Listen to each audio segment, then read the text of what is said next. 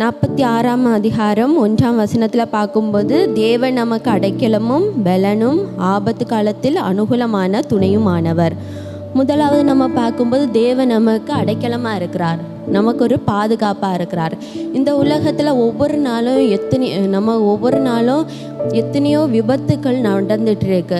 Road accident நடக்குது, construction சைட்டில் work பண்ணுற இடத்துல ஆக்சிடென்ட் நடக்குது.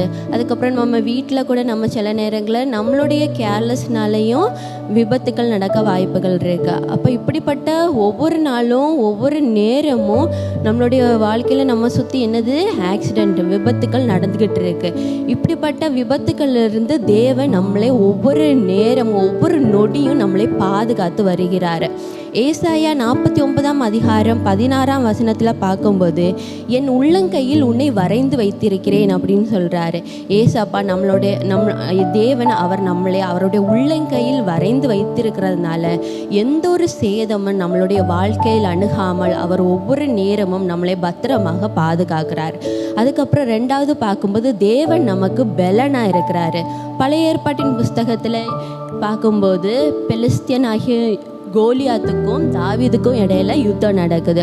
அப்போ கோலியாத் என்ன பண்ணுறாங்க, தாவீதை ஏளனமாக பேசுகிறாங்க. நீ ஒரு சிறு பையனாக இருக்க, நீயா என் கூட வந்துட்டு யுத்தம் பண்ண வர, நீ ரொம்ப பொடி பையன் ஆச்சு அப்படின்னு சொல்லிட்டு அவங்களுடைய தேவனுடைய நாமத்தினால தாவீதை சபிக்கிறாங்க. அதுக்கப்புறம் கோலியாத் சொல்கிறாங்க, இன்று நான் உன்னை கொஞ்சம் என்ன பண்ணுவேன், ஆகாயத்து பறவைகளுக்கும் காட்டு மிருகங்களுக்கும் உன்னை நான் கொஞ்சம் அவங்களுக்கு வந்துட்டு ஆகாரமாக கொடுப்பேன் அப்படின்னு சொல்லிட்டு சொல்கிறாங்க. அப்போ இதெல்லாம் கேட்டுட்டு தாவீது கோலியாத்துக்கு சொல்கிறாங்க, நீ நிந்தித்த தேவன் என்னோடு கூட இருக்கிறாரு, அவர் எனக்கு பலனாக இருக்கிறாரு, அவருடைய நாமத்தினால நான் உன்னை எதிர்க்கிறேன், அவர் எனக்கு நிச்சயமாக இந்த யுத்தத்தில் வெற்றியை தருவார் அப்படின்ற நம்பிக்கை தாவீதுக்குள்ளே இருந்துச்சு. அதே போல் தான் அநேக நேரங்களில் நம்மளுடைய சத்துருக்கள் எவ்வளோ பெரிய பலவானாக இருந்தாலும் பலசாலிகளாக இருந்தாலும் தேவன் நம்மளோடு இருக்கும்போது அந்த சத்துருக்களில் நம்ம ஜெயம் கொள்வதற்கு தேவன் நம்மளுக்கு பலனை தருவார். அதுக்கப்புறம் நம்ம பார்க்கும்போது தேவன் நமக்கு எப்படிப்பட்டவராக இருக்காரு, நமக்கு ஒரு துணையாக இருக்கிறாரு. அப்போ சில நேரம் நம்மளுடைய ஃப்ரெண்ட்ஸாக இருக்கட்டும், நம்மளுடைய சொந்தக்காரங்க, நம்மளுடைய கூட இருக்கிறவங்க, அதுக்கப்புறம் நம்மளுடைய பிரதர் சிஸ்டர்ஸ் யாராவது நம்மளுக்கு தெரிஞ்சவங்க, அவங்க ஒரு ஆபத்தில் இருக்காங்க, ஒரு கஷ்டத்தில் இப்போ மாட்டிக்கிட்டு இருக்காங்கன்னா அந்த நேரத்தில் நம்ம அவங்களுக்கு ஒரு சப்போர்ட்டாக இருக்கணும், நம்ம அவங்களுக்கு அந்த நேரத்தில் ஒரு துணையாக இருக்கணும்.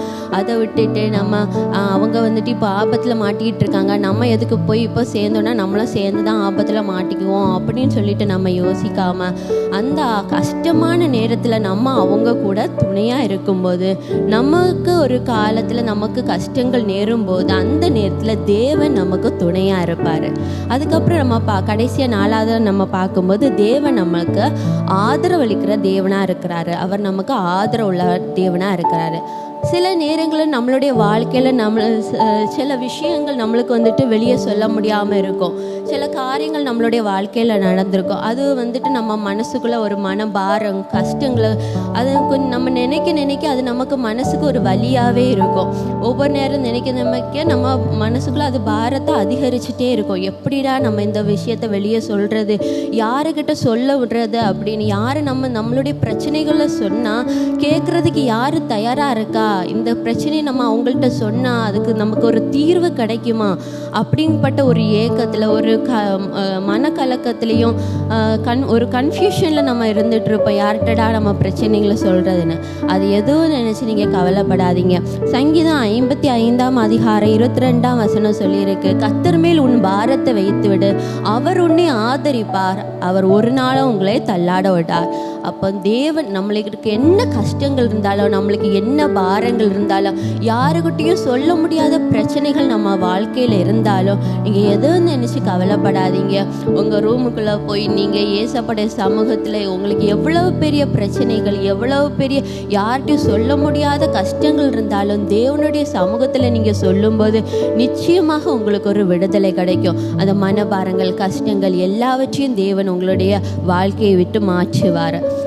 அதனால நம்மளுடைய தேவன் நமக்கு ஒரு ஃபஸ்ட்டு வந்துட்டு நம்மளுக்கு ஒரு அடைக்கலமாக நமக்கு ஒரு பாதுகாப்பாக இருக்கார், அதுக்கப்புறம் நம்மளுக்கு ஒரு பலனாக இருக்கார், நமக்கு ஒரு துணையாக இருக்கார், அதுக்கப்புறம் நம்மளுடைய தேவன் நமக்கு ஒரு ஆதரவாக இருக்கார். அவர் மேல் நம்பிக்கையாக இருப்போம். கர்த்தர் தாமே உங்களை ஆசீர்வதிப்பாராக.